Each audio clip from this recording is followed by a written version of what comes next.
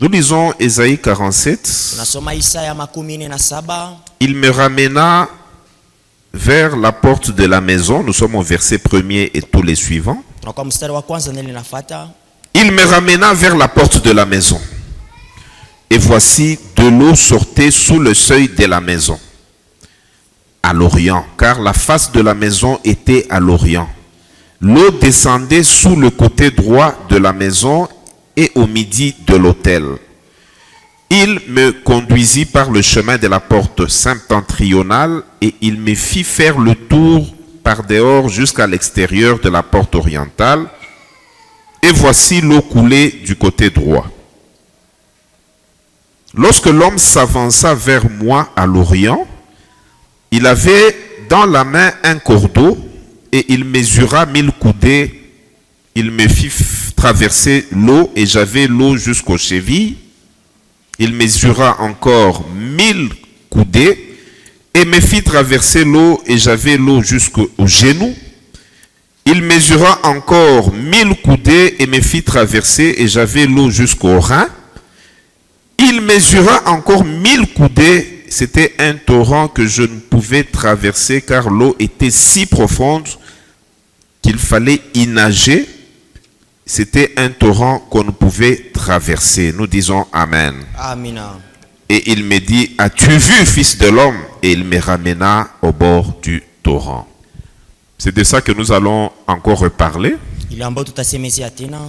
Dans le processus par lequel Dieu te fait passer pour te rendre puissant, Katika mwenendo Mungu anakuwa anakupitisha kwa ajili ya nous avons dit que Dieu te fera passer par 4 dimensions. Tulisema Mungu atakupitisha kwenye hatua ine. Il faut que 4 niveaux se suivent, s'installent confortablement Inapasha hatua ine ifuatane na ipate pour que kuketi. tu vives réellement cette puissance, Kwa ajili upate kuishi cette force, hiyo nguvu et que ta vie na maisha yako ne soit plus une vie qui ne reflète rien, isiwe maisha itoshe kitu, mais que ce soit kitu, une vie à partir de laquelle on peut voir la puissance de Dieu. lakini we maisha kupitia ile tutaona uwezo wa Mungu. Quand Dieu ordonne que tu sois puissant, Wakati Mungu anaamuru we wa nguvu, c'est-à-dire qu'il a remarqué peut-être que tu es faible. inaweza kuwa aliangalia fasi moja wewe uko mdhaifu, Et il t'a même soutenu dans cette faiblesse-là. na alikusaidia wala kushikamisha katika Parce ile que Dieu nous udhaifu. soutient énormément. Kwa Mungu alitusaidia Même à notre insu, hata wakati hatujui, pendant notre faiblesse, wakati ya udhaifu, alors que nous ne ressemblons à rien, wakati tunakosa alors que nous ne mfano, pouvons même pas nous battre, wakati hatuwezi hata kupiga Dieu se vita, bat à notre place. Mungu anapiga vita Dieu kwa nous nafasi yetu. protège. Mungu anatukinga, Dieu prend soin de nous. Mungu anatulea, Dieu fait énormément de Mungu choses. anafanya vitu kubwa Et mengi, puis il nous amène à un point na kisha anatupeleka kwenye où hatua maintenant moja il ordonne kule anaamuru que nous devenions puissants. ya kusema sisi tuwe na uwezo. Amen. Amina. Ézéchiel 47. Ezekieli mstari wa 1 à 17, 6. mstari wa kwanza mpaka C'est là que nous avons lu. ndio kule tulisoma, Et nous avons parlé durant 2 semaines na tulisemezea kadiri ama wiki de la mbili, première et de la deuxième dimension. hatua ya kwanza na hatua ya pili. Et nous n'avons pas tellement abordé la troisième dimension que nous allons aborder cette semaine. Hatukusemezea sana hatua ya tatu ambayo C'est une tutasemezea dimension Juma. très importante. Inakuwa ni hatua ya muhimu Tu ne kabisa. seras pas puissant surtout Hawezi kuwa na uwezo si sema tu ne maîtrises pas la troisième dimension. kama uelewi hatua hiyo ya Parce que c'est à tatu. partir de cette dimension que le monde verra Ni kupitia hiyo hatua ambayo dunia que cet itaona homme ya kusema huyo est mtu puissant. ni mwenyezi, Cette anakuwa na sœur nguvu. Huyu mke est puissante. anakuwa mwenye uwezo, Ça te distinguera. itakutia Déjà, tu pembeni. vas voir que le fossé va commencer à se creuser Utaona shimo inakuwa na pasuka entre ceux qui ont compris comme toi kati ya wale walielewa et ceux kama qui n'ont wewe pas encore compris. na wale ambao hawaelewi. La différence dans le monde, Tofauti ndani ya dunia, au niveau des yeux des hommes, mwatua ya macho ya kuona kwa c'est au watu niveau de cette dimension. ni kwenye hatua La hiyo, troisième dimension. hatua ya tatu. Et nous avons dit ceci. Na tulisema hivi, Tu ne vas pas escalader pour aller à la troisième dimension hawezi kutambuka kwenda kwenye hatua ya tatu si tu n'as pas aussi bien maîtrisé la première dimension. kama ukuelewa mzuri hatua ya La kwanza. première dimension qui est la dimension du fondement. Hatua ya kwanza inakuwa ni hatua ya msingi. Chaque système a son fondement. Mafundi yote inakuwa na msingi yake. Et pour le chrétien, na juu ya Wakristo il y a aussi un fondement. kuna pia msingi. C'est pourquoi on nous présente cette maison, ce temple. Ndio maana walituonesha hiyo hekalu. Et la Bible dit que l'homme qui était là Na Biblia inasema ule mtu alikuwa kule me ramena vers la porte de la maison. akanipeleka kwenye mlango ya nyumba. L'accès dans les choses de Dieu Kuingia mubitu ya Mungu se fait par une porte. inafanyikaka kupitia Tu ne vas mlango. pas commencer les choses de Dieu en trichant. Hawezi kuanza bitu ya Mungu mkuiba. Ce sont des choses déjà établies Inakuwa ni bitu vile et qui ont kutayarishwa un point de départ, na inakuwa nafasi ya une porte mwanzo, d'accès. mlango ya kuingilia. Si tu entres par cette porte, Ukiingilia kwa hiyo mlango, tu entres par la véritable porte. unaingilia kwenye Si mlango wa tu veux kweli. tricher, entrer par la fenêtre, Kama unapenda kuingilia kwenye dirisha, ça ne va pas marcher. haitendeka. Et nous avons dit que cette porte, c'est Jésus. Na tulisema hiyo mlango inakuwa On ni Yesu. entre dans la foi chrétienne Wanaingiaka katika imani ya Kikristo par la porte qui s'appelle Jésus. kupitia mlango naitwa Yesu. Quand on le reçoit dans notre vie, Kampokea ndani ya maisha yako de manière personnelle et consciente, kwa aina ya upekee na pas dans un zamiri, mouvement de masse, hapana kufuata matingiziko wala mwendo ya watu, individuellement, kwa upekee consciemment, na zamiri tu yote dois recevoir Jésus unapasha kumpokea dans Yesu ton cœur moyoni mwako, et tu dois le confesser de ta bouche. na unapasha kuyakiri kukinwa Et la Bible mwako. nous présente que cette maison-là Biblia inatuonesha kusema ile nyumba était positionnée ilikuwa imetiliwa de sorte que la face de la maison kwa ina kusema mbele ya et que la nyumba porte elle-même na mlango soit du côté yenyewe de l'Orient. iwe mbele ya Le mashariki. côté de l'Orient, c'est le côté du soleil levant. Ngambo ya mashariki inakuwa ni ngambo ile jua Le soleil inaamka, se lève jua inaamka toujours à l'Orient mpaka kwenye mashariki, et la lumière entre dans la maison à partir de l'Orient. na mwangaza inaingia nyumbani kupitia mashariki. Et nous avons compris que ce soleil, cette lumière, Na tulielewa kusema ile jua ile comme nous mwanga dit l'évangile de Jean, ambayo injili ya Yohana inasema que Jean n'était pas la lumière, Yohana sikuwa nuru, mais il était venu rendre témoignage à la lumière. lakini alikuya kushuhudia ile Et cette nuru, lumière était la véritable lumière na ile nuru ilikuwa ni nuru qui, ya en venant kweli, dans le monde, éclaire tout homme. wakati inakuwa duniani angazie Et mtu cette wote. lumière, c'est Jésus Na hiyo nuru inaitwa ni qui a Yesu, pris même le corps humain. alichukua hata mwili ya wanadamu. Et pour commencer les choses de Dieu, Na kwa ajili ya kwanza vitu ya tu Mungu dois te tourner vers le seul moyen que Dieu a donné. unapasha kugeuka kwenye namna moja ambayo Mungu Et ce alileta, moyen-là, c'est Jésus. na hiyo namna inakuwa ni Yesu. Alléluia. Amina. Alors la maison était ainsi positionnée Nyumba ilikuwa imeshachiliwa parce que le vile, départ de l'œuvre de Dieu, kwa maana mwanzo ya kazi c'est ya la Mungu, lumière de Dieu, nuru ya Mungu, c'est la parole de Dieu, kwa ni neno la Mungu, c'est Jésus ni Yesu qui est à la fois la Yeye lumière, anakuya qui est à la nuru, fois la porte. na kuya pia Est-ce que nous mlango. pouvons acclamer pour Jésus? Yesu, unaweza kushangilia juu ya Yesu. Bien-aimé, Mpendwa, si tu as Jésus, kama uko na Yesu tu as la vie. una uzima. Si tu n'as pas Jésus, Ukikosa Yesu tu n'as pas la vie. au unakosa uzima, Et tu dois veiller à ce que tu aies vraiment Jésus na dans unapasha ton kesha cœur. uwe na Yesu ndani ya maisha yako Et kila on nous wakati. montre que cette œuvre-là évoluait. Na wanatuonesha kusema ile kazi ilikuwa inaendelea, C'est une œuvre qui est en progression. inakuwa ni kazi iko katika maendeleo. Et quand on a ramené la personne à la porte de la maison, Na wakati wakarudisha mtu kwenye mlango wa nyumba, et on a vu que directement à partir de ce moment-là, na wanaona pale pale il y avait de l'eau wakati qui sortait sous le seuil de la maison. kulikuwa maji ilikuwa natoka chini ya nyumba, Et l'eau, et c'est le symbole ici du Saint-Esprit. na hiyo maji inakuwa kionyesho Quand hapa ya on Roho reçoit Mtakatifu. Jésus, Wakati unampokea le Yesu, Saint-Esprit vient faire sa demeure en nous. Roho Mtakatifu anakuwa C'est kuketi pourquoi ndani yetu. le Seigneur Jésus avait même crié Ndio maana Yesu Kristo que alalamika, celui qui croit en moi, yule ananiamini, des fleuves d'eau vive couleront de son sang. na bahari ya uzima itatoka ndani yake. Tout celui qui reçoit Jésus, Yote yule anapokea Yesu, ce même jour-là, ile siku le ile Saint-Esprit vient faire sa demeure Roho Mtakatifu anakuwa en kuketi lui. ndani yake. Alors, à partir de là, nous avons compris qu'il y a un processus qui commence Na pale tukaelewa kusema kuna et nous mwenendo avons mwenaza, situé les 4 dimensions. na tulitayarisha hiyo mabipande ine. Alléluia. La Amina. première dimension qui était la dimension de la base Hatua ya kwanza ilikuwa ni hatua ya ou la msingi, dimension du fondement. wala hatua ya msingi. Tu ne peux pas construire un bâtiment comme celui-ci Hawezi kujenga sans chumba kama avoir d'abord hiyo mis en place une solide fondation, bila kwanza kutia msingi un wa nguvu solide kwanza. fondement. msingi ya Et nguvu. chaque chrétien Na kila Mkristo qui est la maison de Dieu, anakuya nyumba ya qui est Mungu, le temple de Dieu, anakuwa hekalu ya doit Mungu, avoir un solide fondement. anapasha kuwe na La msingi Bible ya nous dit que nous nguvu. sommes le temple de Dieu Inasema sisi ni et que hekalu la l'Esprit de Mungu Dieu habite en nous. na roho wa Mungu anaketi ndani yetu. Alléluia. Amina. Tu dois avoir un solide fondement. Unapasha uwe na msingi Et ya nous avons nguvu. donné les quelques notions qui constituaient ce solide Na fondement. tulileta mafundisho la Nous vionesho avons na parlé kunde de la msingi. régénération. Tulisemezea juu ya Nous avons vizazi. parlé du baptême du Saint-Esprit. Tulisemezea juu ya Nous ubatizo wa avons Roho parlé de la Mtakatifu. demeure du Saint-Esprit. Tulisemezea juu ya kuketi kwa Roho Nous avons Mtakatifu. parlé du sceau du Saint-Esprit. Tulisemezea juu ya muhuri Vous wa Roho savez que ces Mtakatifu. notions-là, ce sont des notions qui donnent beaucoup de confusion. Unachole mafundisho na kwa leta mvuruko mengi. Pendant que je parlais du baptême, Wakati nilikuwa nasemezea juu ya un ubatizo, bien-aimé que j'aime beaucoup est venu me poser des questions sur l'effusion.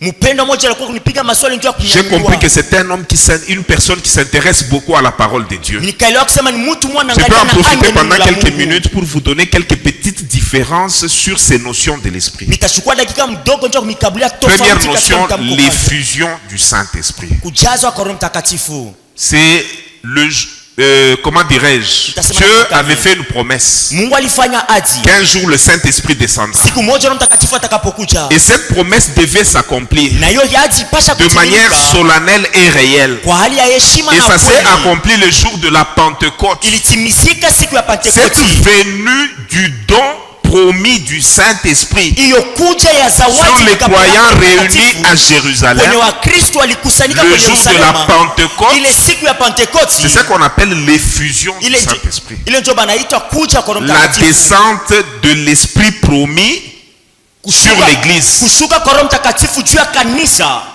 C'était une descente Ilikuwa kushuka solennelle, ya heshima promise, yenye avec kulakwa des effets. na matokeo. Et le Saint-Esprit ne descend pas tous les jours de cette manière-là. Roho Mtakatifu asusukake kila Il siku a hiyo été aina. promis au monde Alilakwa kwenye à partir de dunia Jérusalem. kupitia Yerusalema. Et le Saint-Esprit, par rapport à l'effusion, est descendu 4 fois. Na ile inaelekea kumwangika, Seulement. alishuka mara nne. Il est descendu à Jérusalem. Alishuka kwenye Yerusalema, Il est descendu à Samarie. alishuka kwenye Il Samaria, est descendu à Césarée. alishuka Et kwenye il est descendu Cesare, à Éphèse. na alishuka pia kwenye À Efeso. Samarie, Kwenye Samaria c'était ilikuwa quand Pierre et Jean wakati Petro na Yohana sont allés prier pour les disciples que Philippe avait évangélisés. walienda kuombea wafasi ambao Filipo alipasha habari njema. Ils étaient à Jérusalem. Walikuwa kwenye Yerusalema. On leur a appris que Philippe a tellement évangélisé et Filipo, les gens ont reçu l'évangile à Samarie. Filipo alipasha habari njema na watu Parce wakapokea que pour injili les kwenye Juifs, Samaria. l'histoire du Saint-Esprit, c'était leur histoire à eux. Wayuda hadithi ya Roho Mtakatifu ilikuwa ni hadithi yao. Et entre les Juifs et les Samaritains, qui pourtant étaient aussi du peuple de Dieu, Kati ya Wayuda na Wasamaria, ingawa il wote n'y walikuwa avait taifa pas ya tellement Mungu, de relations de communion. hakuwa uhusiano ya pamoja. Alors quand à Jérusalem, on a appris qu'à Samarie, il y a des gens qui ont accepté la parole de Dieu. Wakati Yerusalemu wanapata habari kwenye Samaria, kuna watu walipokea neno L'église la de Mungu. Jérusalem Kanisa ya a Yerusalemu envoyé Pierre et Jean inatuma Yohane na pour Petro aller prier juu ya kwenda sur ces kuomba personnes juu ya wale watu et leur imposer les mains na kuwatia pour qu'ils mikono reçoivent le Saint-Esprit. wapate kupokea Roho Mtakatifu. C'était la deuxième fois que le Saint-Esprit descendait sur imposition des mains des apôtres. Ilikuwa ni mara ya pili Roho Mtakatifu alishuka chini ya kutiliwa Plus mikono tard. ya mitume. Kisha yake Pierre Petro est allé à Césarée venant de Jopé.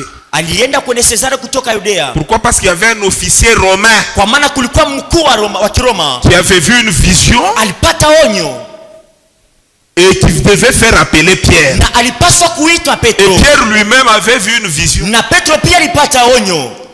C'est ce jour-là que Pierre s'est rendu. Ni ile siku ile Petro Il a commencé à parler, il a parlé, il a parlé. Pendant qu'il parlait encore, alikuwa akisema na kisema, wakati le alikuwa Saint-Esprit anasema encore descendu Roho Mtakatifu tena akashuka dans la maison de Corneille. mwiyo chumba ya Korneli. Là, il y avait Corneille, Wakati kulikuwa il y avait Kornelio, les amis intimes de Corneille, kulikuwa rafiki wa il y avait ndani wa la famille de Kornelio, Corneille. kulikuwa pia jamaa ya Et puis la Kornelio, quatrième fois, ce n'était plus Pierre, c'était Paul. na mara ya ine ikuwe Petro, ilikuwa ni Et Paulo, là, c'est à Éphèse, na kule ilikuwa ni ngambo ya avec Efeso les disciples d'Apollos. pamoja na wafasi wa Apollos. Apollos avait déjà évangélisé. Apollos alikuwa ameshapasha habari Mais njema, les disciples là, lakini wale fois wafasi qu'ayant déjà écouté la parole et l'ayant reçu, kisha kupokea neno la Mungu na c'était kuyasikia encore des païens walikuwa wapagano qui n'avaient pas encore reçu la promesse. alikuwa kwanza apokea hiyo ahadi. Comme la promesse ne concernait pas que les juifs, Vile ahadi ilikuwa inaelekea elle kwa Yunani, concernait les juifs et les non-juifs que nous sommes. ilikuwa ni wa Yunani na Le sisi wa Saint-Esprit est Yunani descendu tunakuwa. progressivement en commençant par Jérusalem. Ikunashuka kwa hatua kupitia kwanza Yerusalema. Alléluia. Amina. Et la quatrième fois que le Saint-Esprit est descendu, Na mara ine siku ile Roho Mtakatifu alishuka, c'était après l'imposition des mains de Paul sur les disciples, les 12 disciples d'Apollos. ilikuwa ni kisha Paulo kutia mikono ya wafasi Cette 12 wa expérience-là Paulo. s'appelle l'effusion. Dis-le amen bien. Ile ndio inaita kushuka la C'est ça kumwangika. l'effusion du Ile ndio inaita kumwangika la kushuka kwa Roho C'est Mtakatifu. différent du baptême. Inachana na Mais batizo. quand il y a effusion, Lakini kama kunakuwa kushuka, il y a aussi baptême. kunakuya pia ubatizo. Mais tout baptême Lakini ubatizo ne yote signifie pas qu'il y a eu effusion. haimaanisha Parce qu'il kusema n'y a eu kulikuwa que 4 kushuka. effusions. Kunakuwa kushuka mara ine.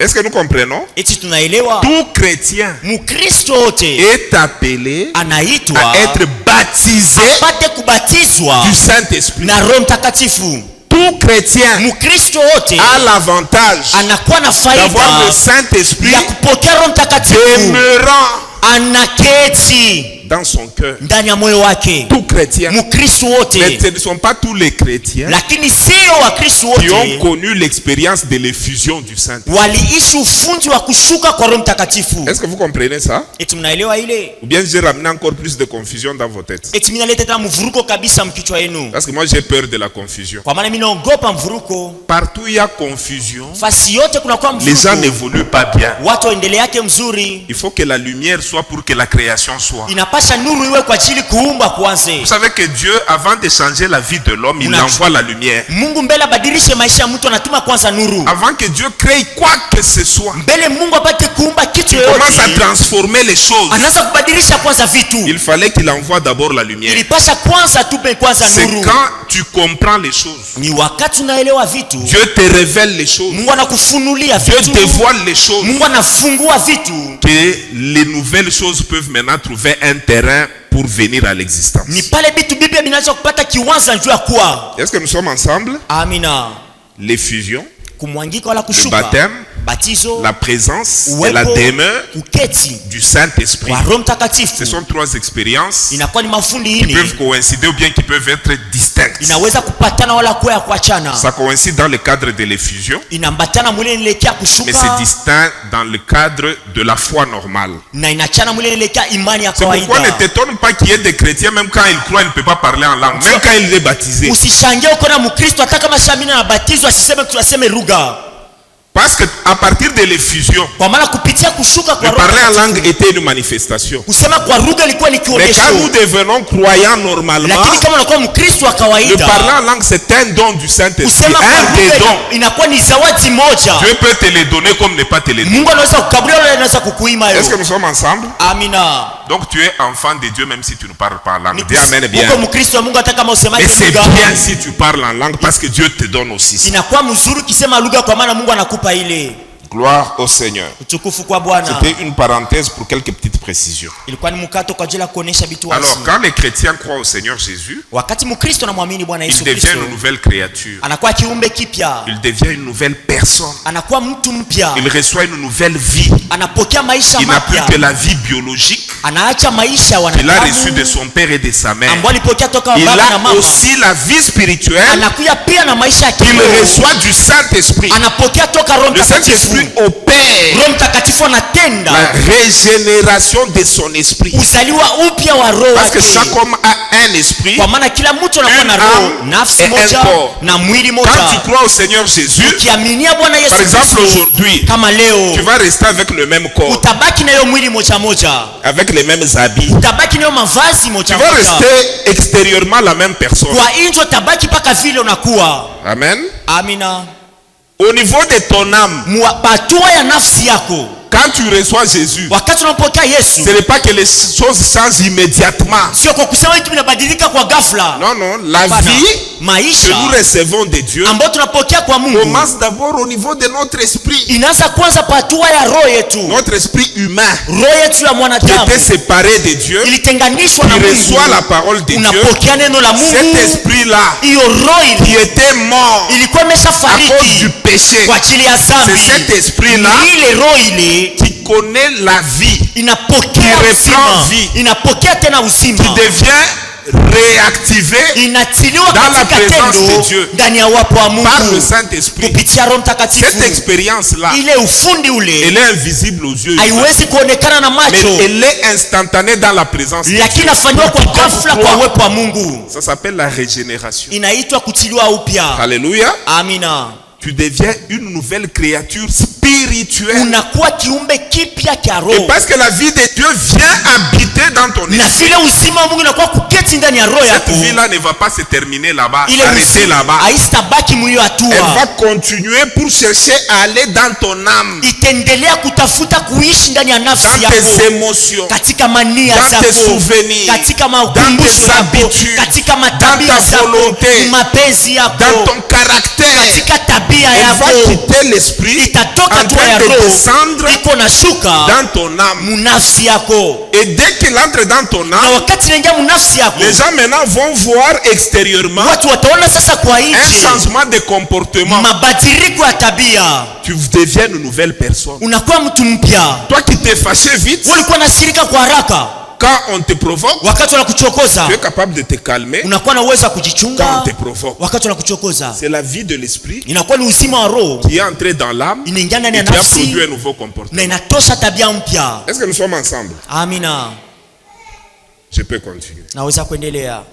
Alors il y a la régénération. Kunakuwa kuzaliwa upya, Elle concerne l'esprit de l'homme. inaangalia roho ya mtu. Ton esprit n'est plus séparé de Dieu. Roho yako haitenganishwe tena na Ton esprit Mungu. est reconnecté à Dieu. Roho yako Il inachomekwa est kwa réconcilié Mungu. avec Dieu. Inapatanishwa Il na est Mungu, adopté par Dieu. Tu inachukuliwa na deviens un Mungu, enfant de Dieu. unakuwa mtoto wa Tu entres Mungu, dans la famille de Dieu. unaingia katika jamaa la Ton Mungu. nom Jina devient lako même inscrit inaandikiwa dans les hapa registres de la vie. katika kitabu ya uzima. Ce sont des expériences instantanées Inakuwa ni mafundi ya que nous ghafla recevons par la foi ambayo tunapokea kwa imani en Jésus-Christ. ndani ya Yesu Kristo. Ça s'appelle la régénération. Inaitwa kuzaliwa upya. Tout chrétien est un enfant de Dieu régénéré. Kristo wote wa Mungu anakuwa Et pour être mtoto wa régénéré, kuzaliwa il faut upya. croire personnellement. Na kwa ajili ya kuzaliwa pia inapaswa Quelqu'un kupokea ne kwa peut pas pekee. croire à la place d'un autre. Mtu asiwezi kuaminia nafasi ya mwingine. C'est une responsabilité individuelle. Inakuwa ni madaraka ya upekee. Et à ce moment-là, Na kwa hiyo wakati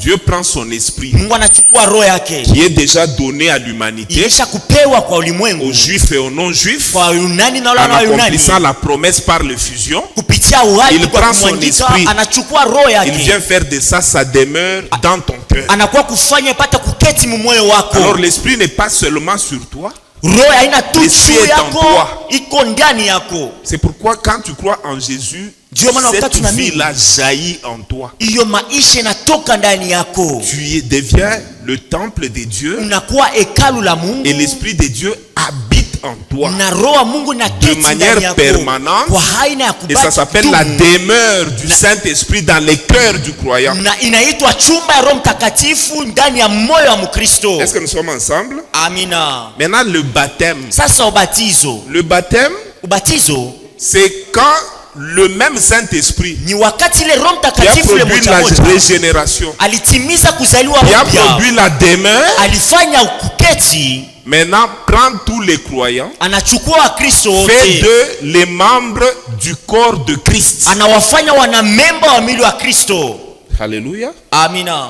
Les membres aussi les uns des autres Wanamemba wa moja kwa dans wengine un corps katika mwili moja spirituel. ya kiroho.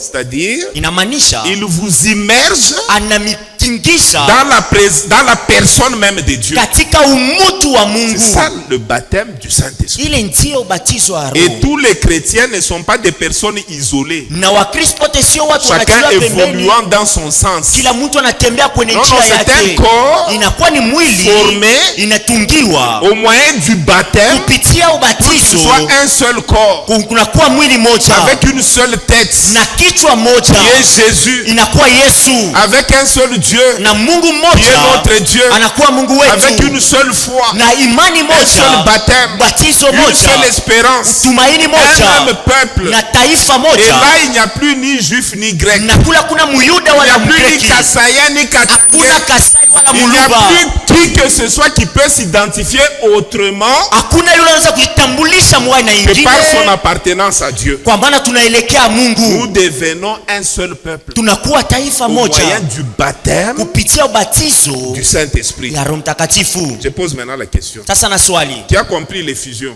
nani anaelewa kushuka Effusion. wala kumwangika? Qui a compris la demeure? Nani anaelewa kuketi? Qui a compris la régénération? Nani anaelewa kuzaliwa upya? Ok. Donc vous avez aussi compris le baptême. Ni kusema unaelewa pia ubatizo. Donc quand on parle de ces choses, n'ayez plus la confusion. Wakisemezea ile vitu msiwe na mvuruko. Par exemple, on prie, vous sentez la présence de l'Esprit. Kwa mfano tunaomba unasikia uwepo wa Roho. Il y a eu un baptême terrible. Kusema kulikuwa ubatizo wa mastajabu. Ce n'est pas ça. Sio ile. Il y a eu une manifestation Kulikuwa kuonekana du Saint-Esprit wa Roho Mtakatifu dans la salle. katika chumba. Est-ce que nous sommes ensemble? Eti tuko Ne pamoja. confondez pas ces mots-là. Msifurushe. Il y a eu matamko. manifestation. Kulikuwa Il n'y a kuonekana. pas eu baptême. Hakukuwa Le ubatizo. baptême a lieu déjà quand tu crois. Ubatizo unafanyika wakati unaamini. Et c'est une expérience unique. Na inakuwa ni ufundi inafanyika La mara demeure, moja. c'est quand tu crois. Kuketi inakuwa ni C'est une wakati expérience unaamini. unique. Inakuwa ni ya La kibiblia. régénération, c'est quand tu crois. Kuzaliwa pia ni C'est une wakati expérience unaamini. unique. Inakuwa ni ufundi wa upekee. Mais la manifestation, Lakini kuonekana c'est chaque fois que ça peut se faire. ni wakati yote inaweza kufanyika. Tantôt il y a une grande manifestation, Kulikuwa kuonekana kubwa. tantôt il n'y en a pas, Kwa wakati moja haina tantôt kwa. c'est intérieur, Kwa wakati moja inakuwa ni tantôt c'est ndani. palpable. Wakati inakuweza Ça, ce kupapaswa. sont les manifestations. Inakuwa ni kuonekana. Alléluia. Amina. Il y a même un terme qu'on a inventé actuellement. Kulikuwa tatamko ambao watu walisema L'atmosphère. hanga. Non, c'est la manifestation. Inakuwa ni kuonekana. Alléluia. Amina.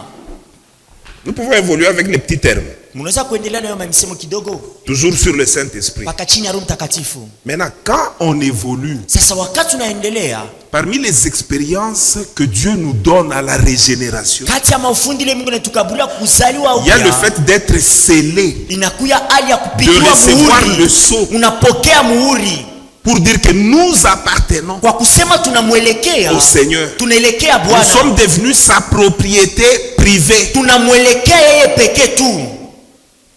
Nous sommes une œuvre spirituellement finie. Tunakuya kazi kwa kiroho imeshamalizika. Et les 4 choses que je viens d'énumérer, Leo vitu ina ambao natokea kutoa la régénération qui est unique, kuzaliwa upya inakuwa ya la upekee, demeure qui est unique, kesi inakuwa ya le upekee, sceau qui est unique, muhuri inakuwa ya le upekee, baptême qui est unique, ubatizo unakuwa pia pekee. ces choses-là constituent un terrain inviolable. Hiyo vitu inakuwa Le inafanya diable kiroho ne hawezi peut plus kuvuja. nous atteindre à ce niveau-là. Shetani siwezi kufika ile hatua, C'est une œuvre finie. inakuwa ni kazi imeshamalizika. Le diable nous atteint, c'est à partir de l'âme et du corps. Shetani alitugusa mwatua ya nafsi na ya mwili, Il nous atteint pas au niveau du salut, si nous l'avons compris. asituguse mwatua ya Même si je deviens malade, je suis toujours sauvé. hata kama nakuwa mgonjwa nimeshaokolewa. Dieu amène bien. Amina. Le diable peut m'atteindre, mais au niveau du corps. Shetani anaweza kunigusa Il lakini peut mwatua aussi ya mwili m'atteindre au niveau de l'âme. anaweza kunigusa mwatua ya Il nafsi. crée un problème, je deviens triste. Wakati mmoja nahuzunika, Cette tristesse-là ile huzuni n'annule pas la régénération, ayangushe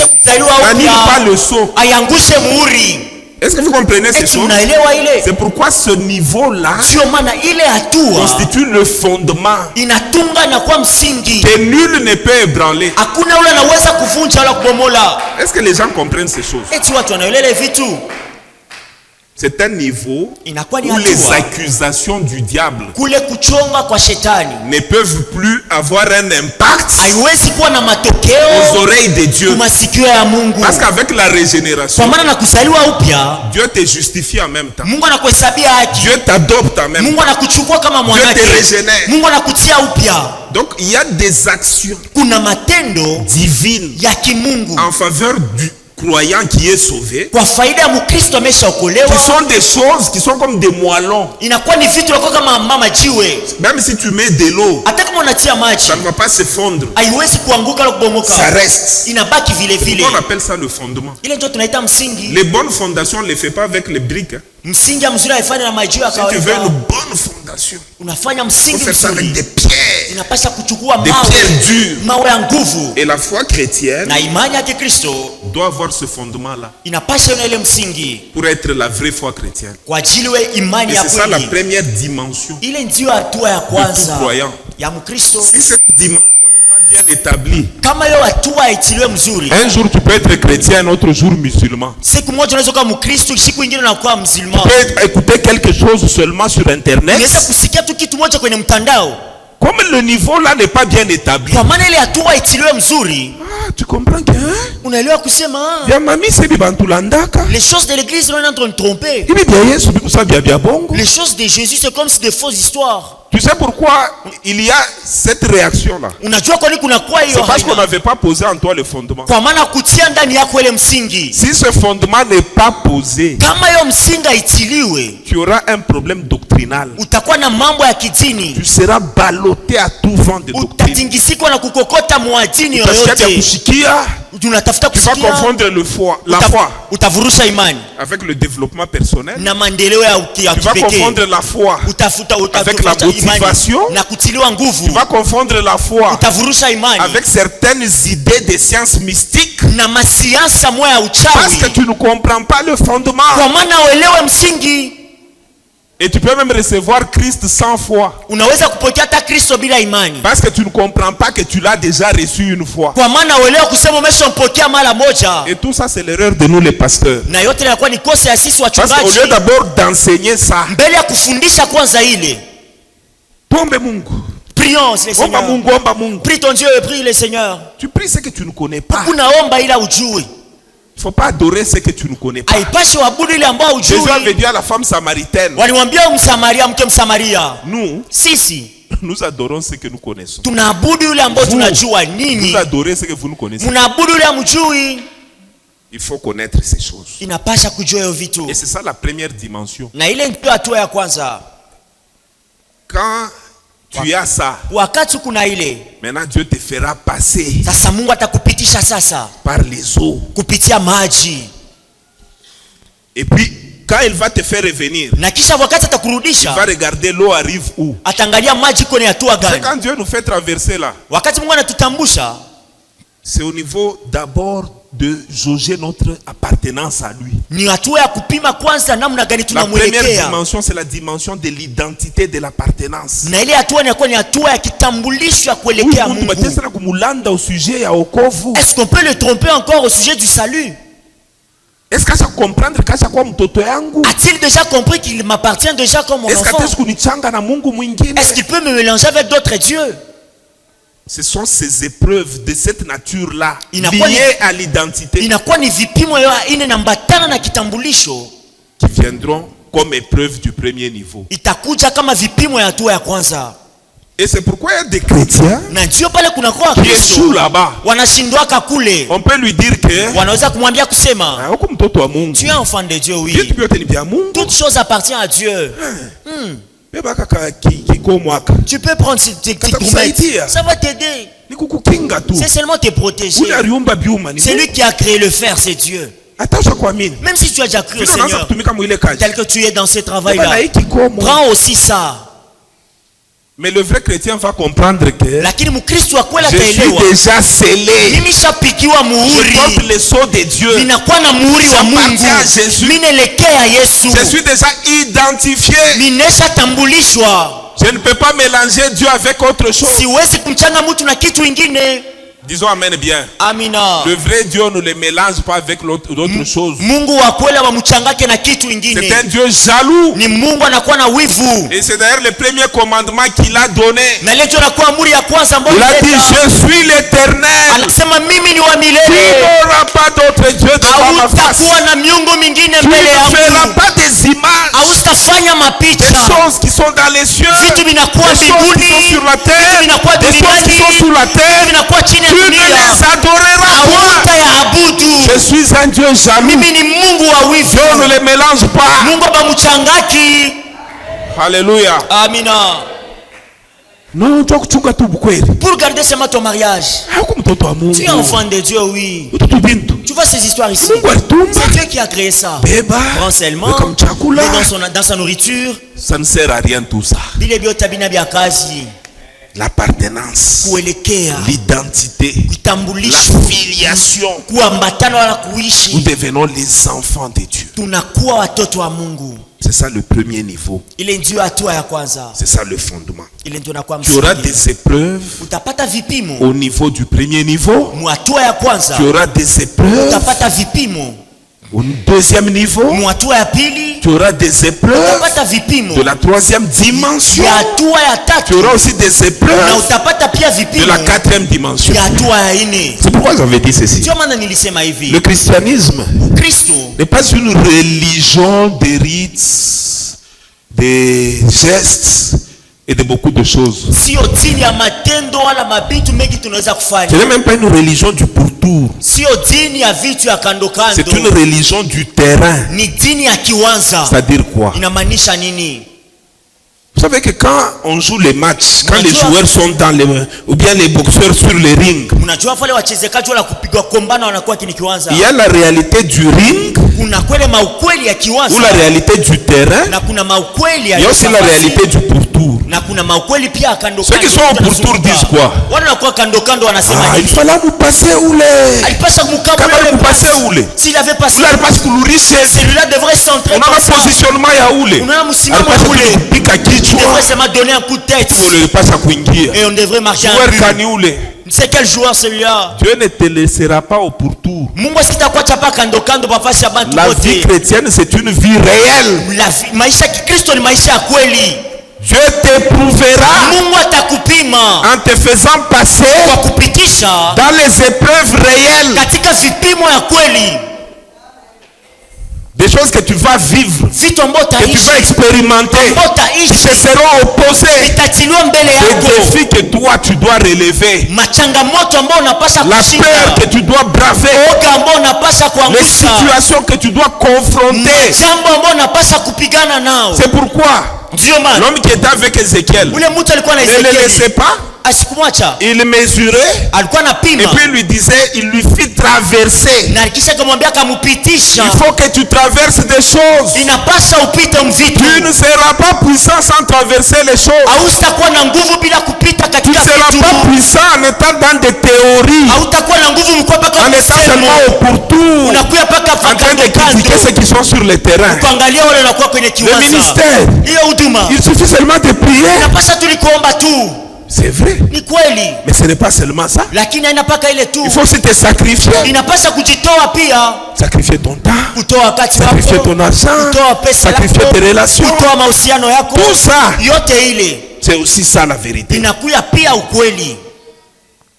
Il ne faut pas que tu sois, par exemple, tu es célibataire, Haipashe kuwa ukumbalaka. tu ne fais que critiquer les mariés. Ça, Ukupata c'est un na exemple sema que je amesha donne. kuolewa. Non, non. Hapana. Le mariage, c'est une réalité à part entière. Ndoa inakuwa pia maukweli na Tu dois pembeni. passer dedans, Unapasha kupita mawakati. vivre des jours où vous ne vous parlez pas, Kuishi mawakati na muongee. vivre des contradictions où Unaishi maupinzani kule.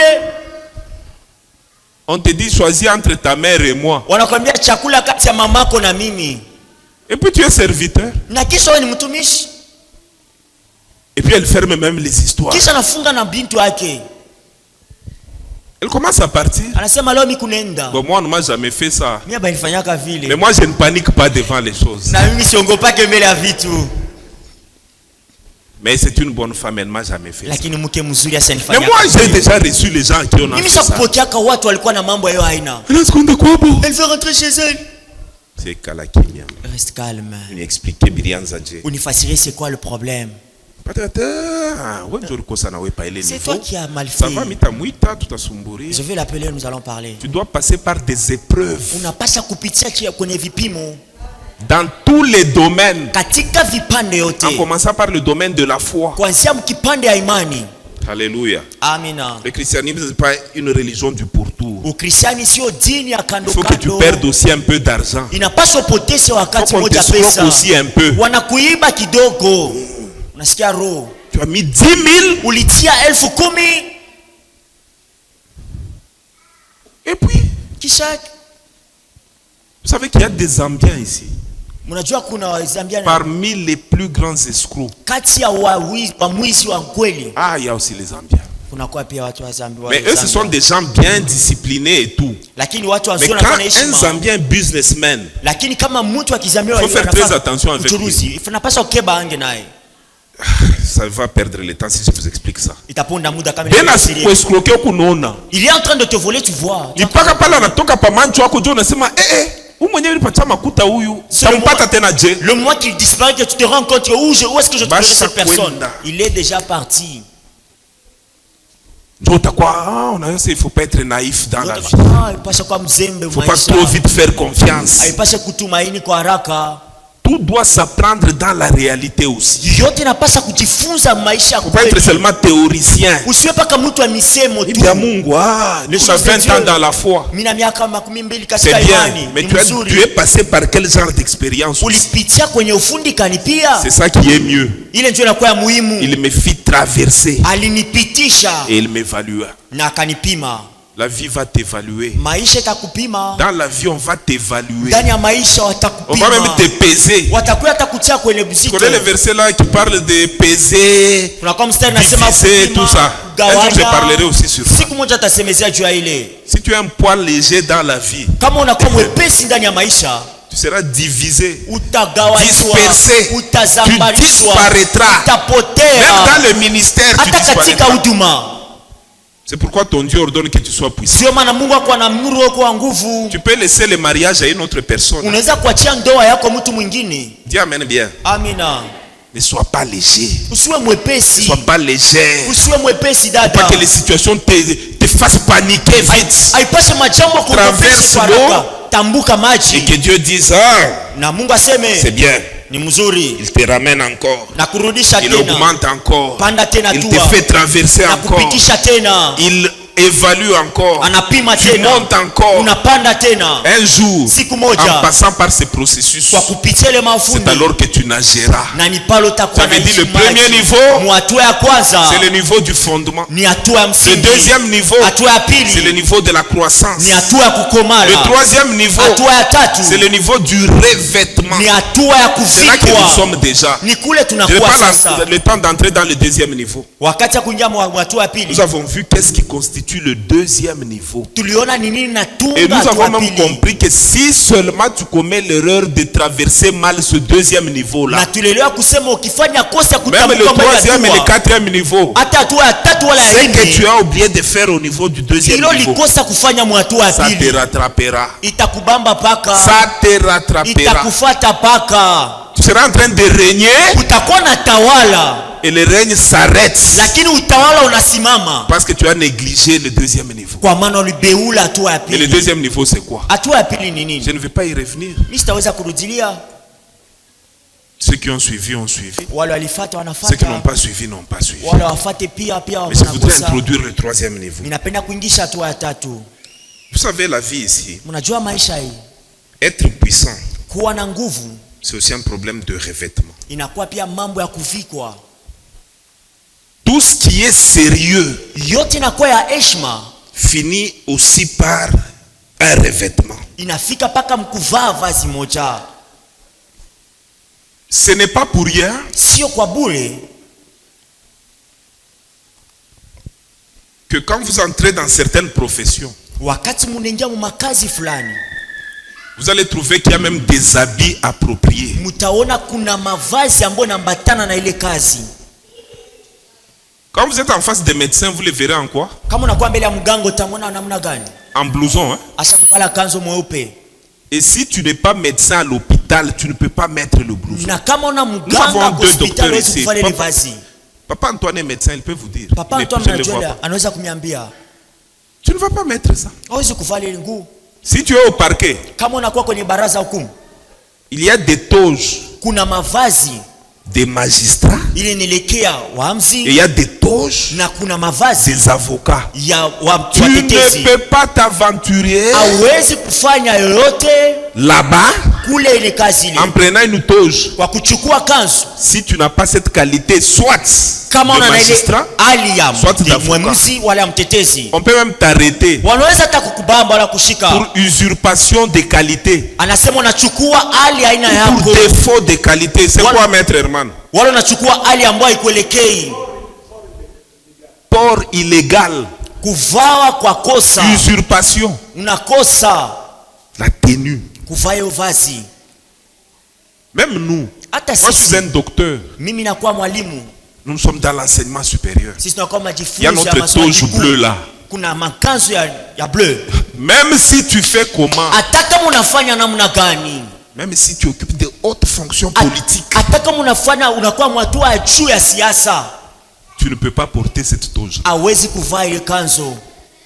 Et si par exemple il y a une cérémonie académique, Na kama kuna mkusanyiko mwenelekea de collation de grades, collation de ou grades, même un deuil, wala takilio. comme hier vraiment j'ai perdu un papa, un professeur dans une de mes belles familles. Jana nilipoteza Il est mort mwalimu dans un mmoja accident mchama, Mbujimai. alikufa kwenye Il est ajali. pasteur assistant du pasteur Zacharie Anakuwa pastori makamu wa pastori Zakaria de NCD. Le wa professeur kanisa Soumane. NCD. Il est mort hier Alifariki jana dans un accident. kwenye ajali. Quand nous irons à ces deuils-là, Wakati tutenda kuyo kilio, même si tu es gouverneur, hata kama wewe uko governor, tu ne vas pas porter notre toge là. au Tu ne peux kanzu, pas. hawezi. Tu vas porter ça comment? Tu es qui? Utaivana mnakani Pour wako porter ça. nani? Vous voyez? Mnaona? C'est la même chose avec la vie spirituelle. Ni vile vile na maisha ya kiroho. Il faut être revêtu Inapasha kufika wala kuvaa pour faire certaines choses, kwa ajili ya kufanya vitu pour être fulani capable d'être perçu, détecté ambao unaweza kuona na comme puissant kugusa et même craint na kuogopa, et soumettre certains systèmes, certaines situations kutiisha majambo et mafundi mettre en fulani place certaines choses qui vont demeurer. na kutia vitu ambavyo vitadumu. Est-ce que nous sommes ensemble? Eti tuko pamoja. La tenue. Mavazi. Un jour, Dieu regardant une des églises, Siku moja Mungu anaangalia kanisa je moja, crois que c'était l'église de la Odyssée qui s'est vantée. ilikuwa ni kanisa Ça, la nous Laodice, pouvons ilikuwa même lire. najitapa. C'est dans Apocalypse combien, frère Irénée? 3 combien? 8, hein? 3. Tu es déjà dans les bons. Je sais que tu aimes beaucoup les Écritures aussi. Qui a vu les Bibles qu'on a fait? Écoute ce que la Bible dit. À l'église de la Odyssée, à partir de 14 en descendant. Kwa mstari wa 14 na kushuka. Écrit à l'ange de l'église de la Odyssée. Voici ce que dit l'Amen. Quand on est déjà dans le domaine de l'Amen, c'est le ainsi soit-il. Wakati unakuwa mwatua yeye inakuwa ni ile na Le témoin fidèle, le véritable. Le commencement de la création de Dieu. Je connais tes œuvres. Je sais que tu n'es ni froid ni bouillant. Puisses-tu être froid ou bouillant? Choisis une chose. Ainsi, parce que tu es tiède et que tu n'es ni froid ni bouillant, je te vomirai de ma bouche. Parce que tu dis, je suis riche, je me suis enrichi, je n'ai besoin de rien, parce que tu ne sais pas que tu es malheureux, misérable, pauvre, aveugle et nu. La nudité spirituelle. utupu wa kiroho. Il faut être revêtu, mes bien-aimés. Inapasha kuvaa wapendwa. La vie, c'est un problème de revêtement. Maisha inakuwa ni mambo ya L'émergence, mavazi. la percée, Maendeleo ya c'est un kupasuka problème de revêtement. inaomba mavazi. Il y a un revêtement civil, Kuna vazi ya watu wote il y a aussi un revêtement militaire. na kuna vazi pia inaelekea waskari. Et le revêtement nous confère des avantages, Na hiyo vazi inetukabulia mafaida, nous donne des facilités inetukabulia mawepesi, et même l'autorité. hata mamlaka. Quand vous prenez un militaire, si vous ne savez pas, parce que c'est votre voisin, qu'il est militaire, mkichukua askari kwa maana ni jirani yenu ya kusema yeye ni askari, vous êtes dans une parcelle où il y a beaucoup de gens, mnakuwa mpango kule kunakuwa watu vous venez de wengi, déménager, vous ne savez pas qu'il est militaire. mnakuwa mnaama mjua kusema yeye ni askari. Le matin, comme je vois certains, il sort avec sa brosse, lui aussi sort. Ah, voisin, bonjour. Watu wanatoka na cholo wananyolesha miguu, wanasema Peut-être à ce niveau-là, vous pensez que vous êtes égaux. na ile siku utaona kusema unakuwa wote pamoja. Mais tu peux aller quelque part, Unaweza kwenda nafasi moja, tu les trouves en tenue unamkuta na vazi militaire.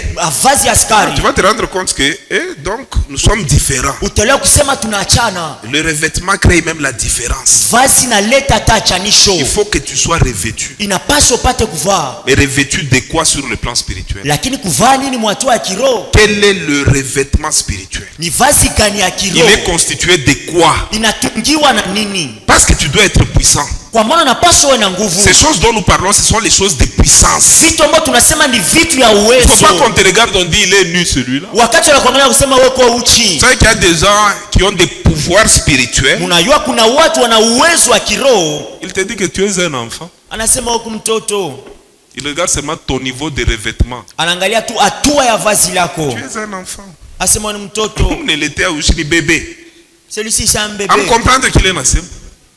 Aucun revêtement. hakuna tavazi. Tu dois être revêtu de beaucoup de choses. Unapasha kuvaa vitu mengi, Et c'est ce que nous allons voir à partir de mercredi. na hiyo ndio tutaona Nous allons kuanzia siku ya partir tatu. des choses les plus simples que tu dois revêtir. Tutaanzia ku vitu vya vyepesi ambavyo unapasha Parce que quand vous kuvaa. prenez un militaire actuellement, Kama askari mwatua il hii n'a pas que la tenue. asina tuna Il est vazi, revêtu de beaucoup de choses. anakuwa ameshavaa vitu mengi. Tu dois aussi être revêtu de tout ça Unapasha pia kuvaa vile vitu pour faire face à la vie. kwa ajili ya kushindana na Pour être maisha, même dissuasif. kuya hata mtu mwenye hodari, Non, dissuasif. mtu wa kusambaza, mtu wa kushambulia, Oui, presque, oui. kama ile. C'est-à-dire, il ne faut pas quand on te regarde, on sait qu'on Aïe, peut pas te sur faire quatre- n'importe quoi dans la dimension spirituelle. Haipashi wakati wanakuangalia wanasema unaweza kufanya Il vitu faut que yote kwa watu quelqu'un wa te kiroho. regarde, il doute même un peu de Mtu ce qu'il veut anakuangalia commencer. anakuwa na shaka Parce que ile les anataka gens kwanza. testent aussi les autres sur le plan spirituel. Watu pia wanapima Nous sommes kama dans un watu wa monde où kiroho. il y a beaucoup de méchants Mdunia kunakuwa watu wabaya wengi avec qui nous vivons. ambao tunaishi Dans nao la pamoja, famille, mjamaa, dans le quartier, katika dans mkoba, l'église. kukanisa, Ils font des choses. wanafanya vitu.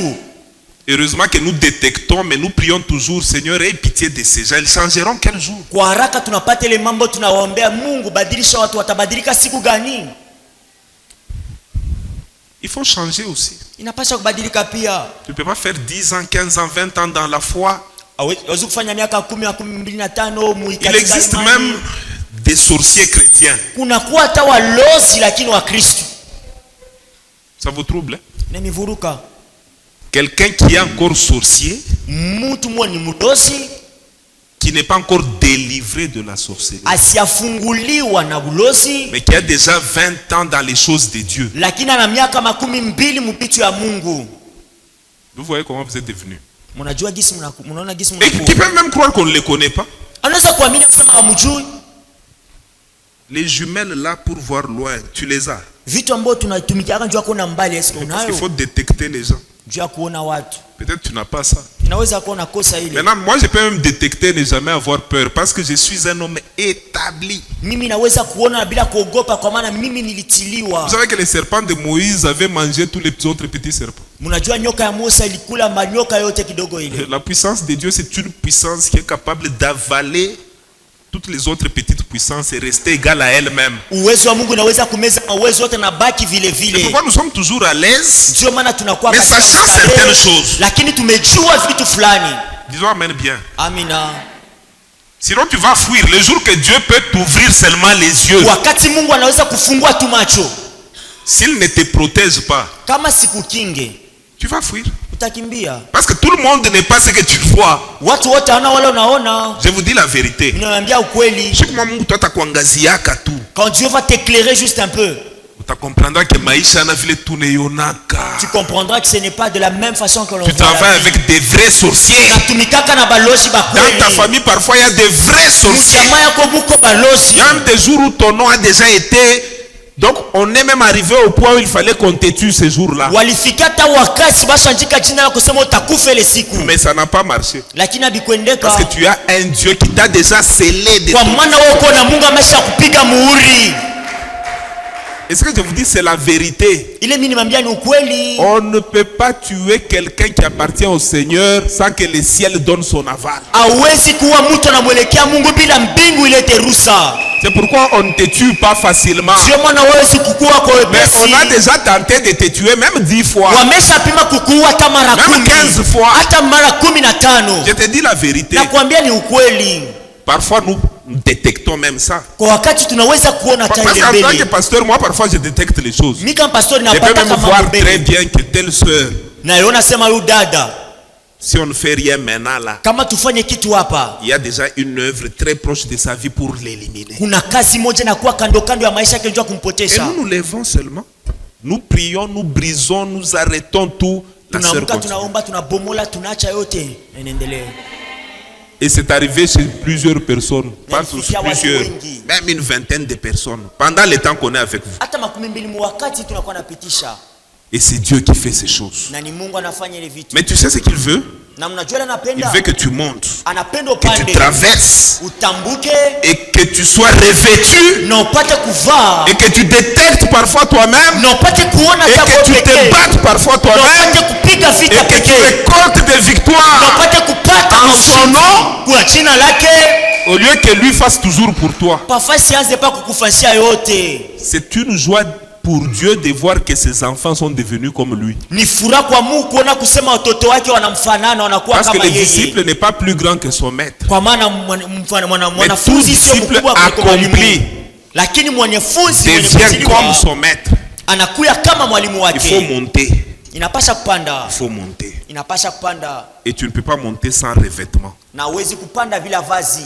Tu ne peux pas monter sans revêtement. Hawezi kupanda bila vazi. Maintenant, il faut que tu viennes en semaine, cette semaine et l'autre semaine. Comme il y a beaucoup de niveaux de revêtement. Inapasha wewe kadiri ya hiyo wiki na ile tafuta Pour que je te hatua mingi dise- ya mavazi.